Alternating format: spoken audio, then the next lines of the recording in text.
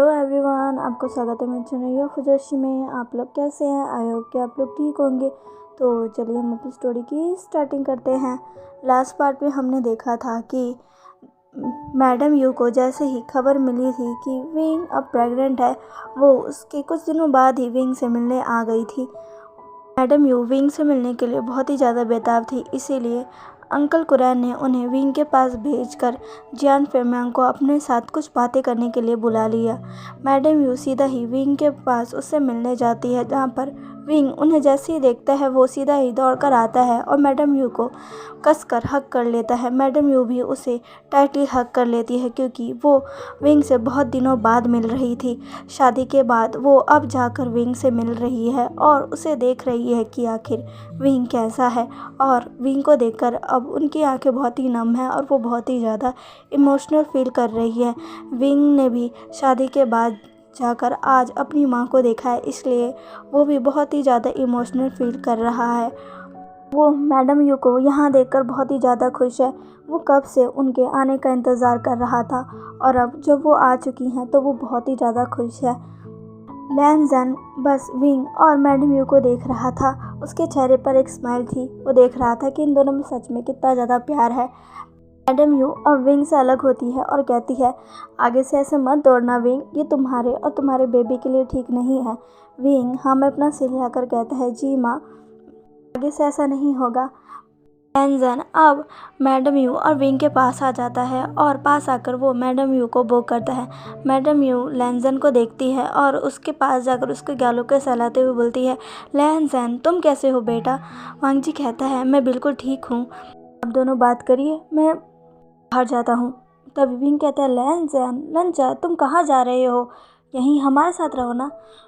तभी वांग जी कहता है, नहीं विंग, तुम्हारी माँ तुमसे मिलने आई हैं तो तुम उनसे अभी बात करो, ठीक है? मुझे लगता है तुम्हें तो अपनी माँ के साथ अकेले में वक्त बिताना चाहिए। तभी मैडम ये कहती है, लैन ज़ेन बेटा, मैं उसकी नहीं तुम्हारी भी माँ हूँ, सिर्फ विंग की माँ नहीं। विंग से शादी के बाद अब तुम मेरे भी बेटे हो, तो मैं तुम्हारी भी माँ हूँ, समझे तुम? वांग जी जो जिसको कभी भी माँ का प्यार नहीं मिला, हाँ, जब वो छोटा था तब उसकी मॉम उससे बहुत प्यार करती थी, पर वो बहुत ही जल्दी ही गुजर गई। उसके बाद वांग जी हमेशा ही अकेला रहता था। आज मैडम यू की ये बातें सुनकर वांग जी को बहुत ही ज़्यादा अच्छा लगा था और वो थोड़ा इमोशनल भी फील करने लग गया था। वांग जी हमें अपना सिर हिलाता और कहता है, जी माँ, पर मैं चाहता हूँ कि आप अभी अपनी विंग से अकेले में बात करिए और तब तक मैं क्लैन होकर आता हूँ, क्योंकि अंकल ने भी मुझे वहाँ बुलाया था। तब तक आप विंग के साथ रहिए और उससे बातें करिए, वो कब से आपका इंतज़ार कर रहा था। मैडम यू एक स्माइल करती और कहती है, हाँ, मुझे पता था कि ये मेरा इंतज़ार कर रहा होगा, इसीलिए मैं सीधा यहीं चली आई। लैन ज़ेन कहता है, आपने बिल्कुल ठीक किया, अगर आप नहीं आती तो ये क्लैन भाग जाता, मैंने इसको कितने देर से रोक कर रखा था। मैडम भी कहती है, मैं जानती थी, इसीलिए मैं जल्दी जल्दी यहाँ पर आई। ऐसा कहकर लैन ज़ेन और मैडम यू दोनों ही स्माइल करने लगते हैं। विंग उन दोनों को देखता है और अपने गालों को फुला लेता है और कहता है, आप दोनों मेरा मजाक उड़ा रहे हो? तभी मैडम यू विंग को देखती है और हंसते हुए कहती है, अरे नहीं नहीं विंग, हम तुम्हारा मजाक क्यों उड़ाएंगे? विंग कहता है, मुझे पता है आप दोनों मेरा मजाक उड़ा रहे हो, आप दोनों बहुत बुरे हो, मैं आप दोनों में से किसी से बात नहीं कर रहा। ऐसा कहकर विंग पीछे मुड़कर मुंह फुला लेता है, जिसे देखकर मैडम यू और वांग जी के चेहरे पर और भी ज़्यादा स्माइल आ जाती है। वांग जी कहता है, जाइए अब आप अपने बेटे को मनाइए, मैं अभी अंकल के पास होकर आता हूँ। मैडम यू हाँ में अपना सिर लाती और कहती है, ठीक है। ये सुनकर लैन ज़ेन अब वहाँ से चला जाता है और मैडम यू विंग के पास आती और कहती है, विंग अब चलो, गुस्सा छोड़ो और चलो अपनी माँ के पास आओ। विंग कहता है, नहीं, आप मेरा मजाक उड़ा रही थी। तभी मैडम यू कहती है, नहीं विंग, मैं तुम्हारा मजाक क्यों उड़ाऊंगी? हाँ। विंग कहता है, मुझे पता है आप मेरा मजाक उड़ा रही थी माँ, आप ऐसा कैसे कर सकती हैं? आप मेरा मजाक क्यों उड़ा रही थी, वो भी मेरे अल्फा के सामने? हाँ, क्यों? मैडम यू कहती है, विंग, मैंने कहा ना, मैं तुम्हारा मजाक नहीं उड़ा रही थी। विंग कहता है, नहीं, मुझे आपकी बातों पर भरोसा नहीं। तभी मैडम यू कहती है, अच्छा तो तुम मुझसे बात नहीं करोगे? विंग कहता है, हाँ, मैं आपसे गुस्सा हूँ, आपने मेरा मजाक उड़ाया ना, मैं आपसे बिल्कुल बात नहीं करूँगा। मैडम यू कहती है, ओह ठीक है, तो मैं जो तुम्हारे लिए लेकर आई थी वो भी मैं तुम्हें नहीं दूंगी। विंग कहता है क्या, सच में मेरे लिए कुछ लेकर आई हैं? मैडम यू हाँ में अपना सिर हिलाती और कहती है हाँ, पर अब तो तुम मुझसे बात भी नहीं करोगे, तो फिर मैं तुम्हें ये क्यों दूँ, इसलिए मैं जा रही हूँ और ये मैं जाकर जियान चैंग को दे दूँगी। विंग कहता है नहीं नहीं, आप मेरी चीज़ उसे क्यों देंगी? हाँ मुझे चाहिए, मुझे चाहिए। आप क्या लेकर आई है, बताइए ना, बताइए ना। मैडम यू कहती है हाँ हाँ ठीक है, मैं दिखा रही हूँ, चलो अभी मेरे साथ चलो, अभी मेरे साथ आकर बैठो, चलो। ऐसा क्या करूँ? मैडम यू विंग का हाथ पकड़ती है और बेड के पास ले जाकर बेड पर बैठा देती है और कहती है। तभी विंग कहता है अब दिखाइए ना माँ, अब मेरे लिए क्या लेकर आई हैं, बताइए ना, दिखाइए ना।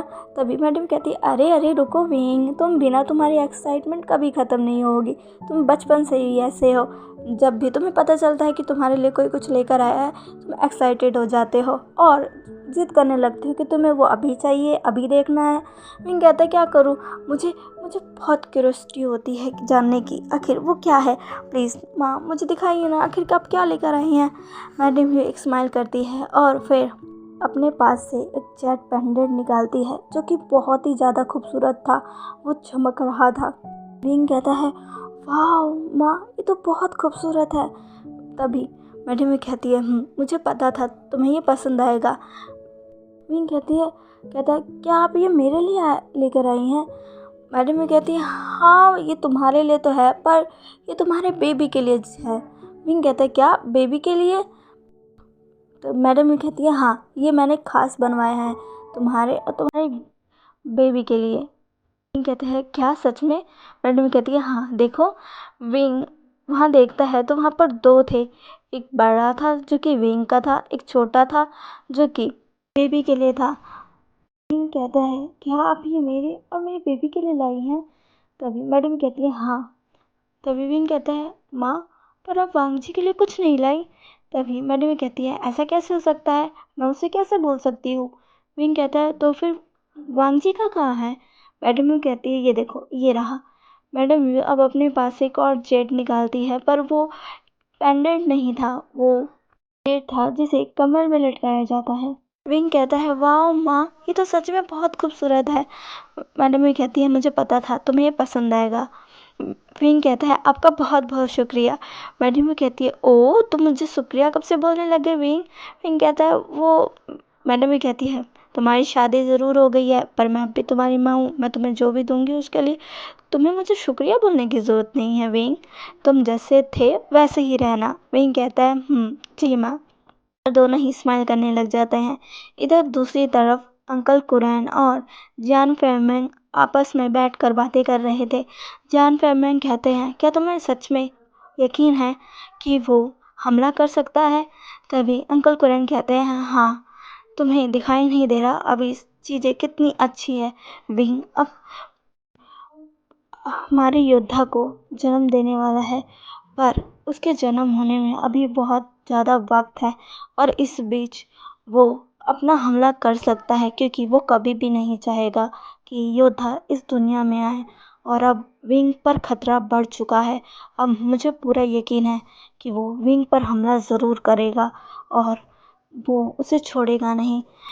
जॉन फेरमैन कहता है मुझे पता है कि वो हमला ज़रूर करेगा, पर मैं नहीं चाहता मेरे बेटे को कुछ हो, तुम्हें कुछ ना कुछ करना पड़ेगा।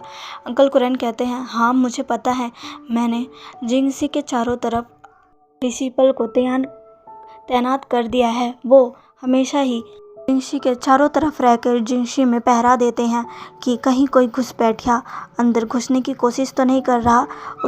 वो हमला ज़रूर हमें चौकन्ना करने के लिए किया होगा, कि वो हमें बताना चाहता था कि वो हमें बिल्कुल भी नहीं छोड़ेगा।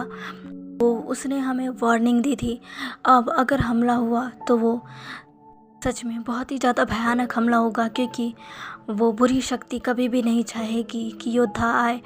और अब हमें जिंगसी के चारों तरफ बैरियर को और भी ज़्यादा मजबूत करना होगा।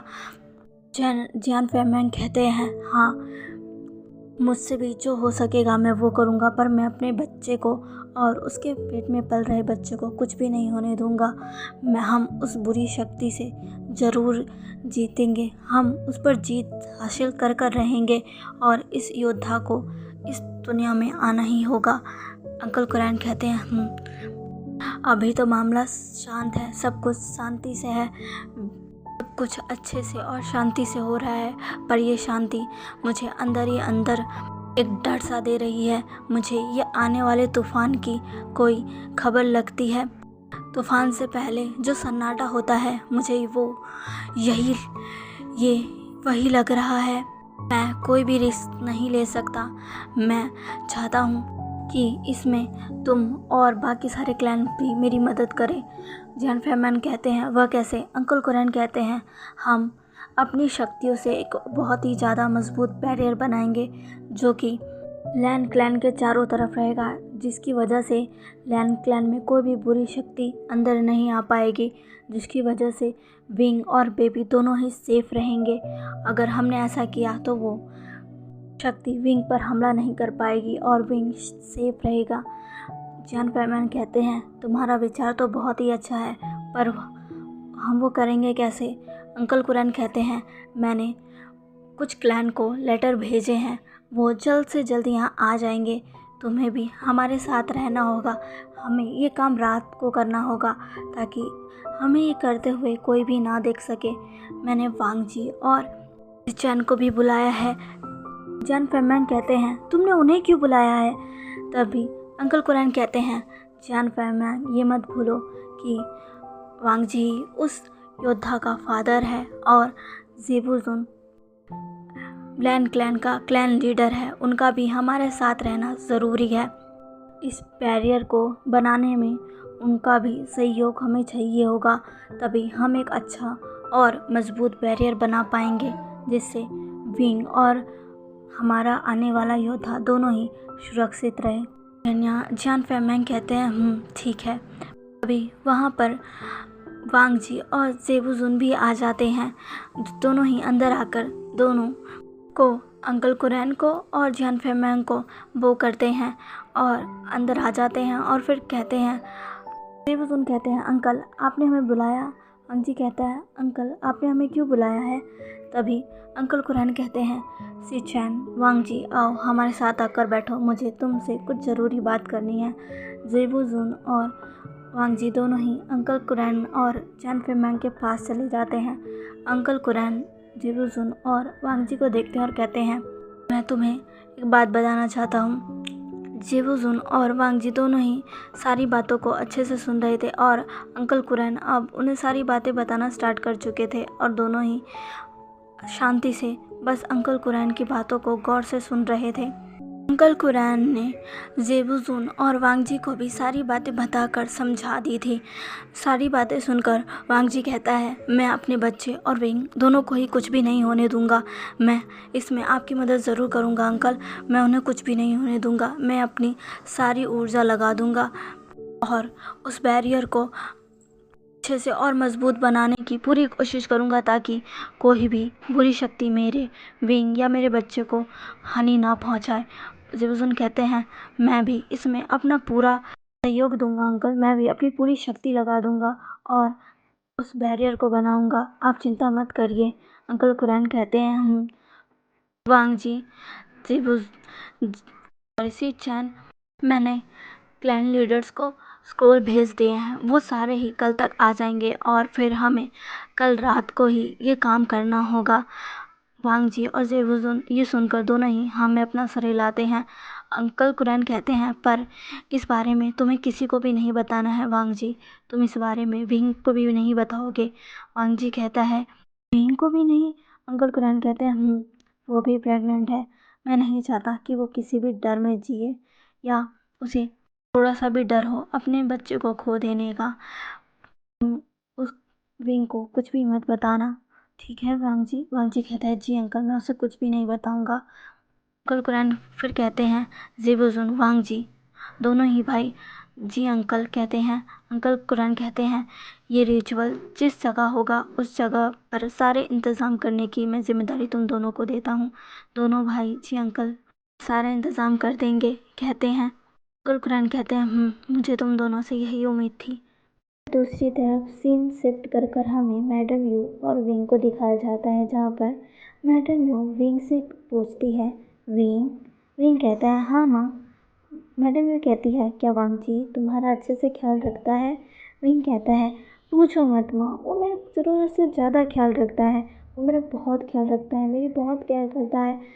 जब से उसे पता चला है कि मैं प्रेग्नेंट हूँ, वो तब से मेरा अच्छे से ख्याल रखता है। आप जानती नहीं हो वो कैसा है। वो मुझे कुछ भी करने नहीं देता, ना इधर जाने देता है, ना उधर जाने देता है, ना कोई घर का काम करने देता है।